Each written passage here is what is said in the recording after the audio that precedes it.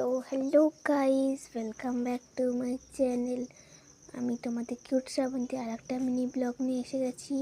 তো আমাদের গ্রামে হচ্ছিল ভাগবত পাঠ, আমরা শুনতে চলে গেছিলাম, আমি, মা, দিদি। তো এই দেখুন সবাই রাধা সেজে কি দারুণ নাচ করছে। কৃষ্ণও সেজেছিল, কৃষ্ণকে কিন্তু খুব কিউট লাগছিল। এই দেখুন মহারাজ, এই মহাপ্রভুজি পাঠ করছিলেন ভাগবত। আর কি দারুণ সাজিয়েছে মণ্ডপটা। সেদিন রাস ছিল, তাই প্রভুজিকে সাজিয়ে দেওয়া হচ্ছিল। তা আমার না খুব সুন্দর লাগছিল দেখতে। খুবই নতুন নতুন আমরা কথাও জানতে পারলাম ভাগবতের নিয়ে, ভগবানের নিয়ে, এই প্রভুজির কাছেই। তো আমার তো খুবই সেদিন মজা হয়েছিল। আর এদের ডান্স দেখে আমার একটু ডান্স করতে ইচ্ছে করছিল, কিন্তু আমি করিনি। তো গাইস দেখুন, এখানে সবাই শাড়ি পরেছে, তারপর রাধা সেজেছে, তাই গোপীদের মতোই লাগছে সবাইকে একদম।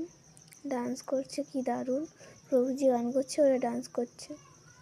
আমরা না খুব পেছনে বসছিলাম, তাই ভালো করে সব কিছু দেখাচ্ছে না ক্যামেরাতে, কিন্তু আমরা খুব ভালো করে দেখতে পাচ্ছিলাম। এই তো দেখুন অনেক লোকই বসেছিল, রাত যেহেতু তাই ঠান্ডাও পড়েছিল, তাই সবাই চলেও গেছিল, আবার কিছু লোক ছিল।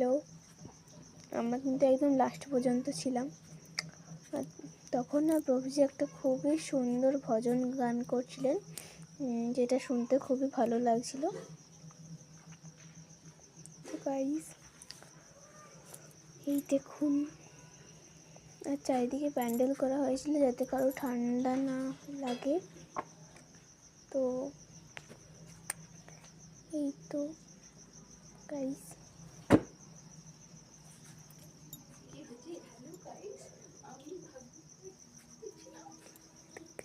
দেখুন কি দারুণভাবে সবাই নাচ করছে।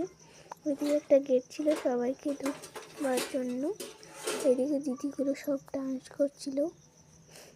তো গাইস আমার চ্যানেলকে সাবস্ক্রাইব করে দেবে, আর ভালো লাগলে একটা লাইক অবশ্যই দিয়ে দিবে। তো সবাইকে শুভ ঠান্ডা দিবস বলবো না, শুভ ঠান্ডা। তো গাইস বাই বাই।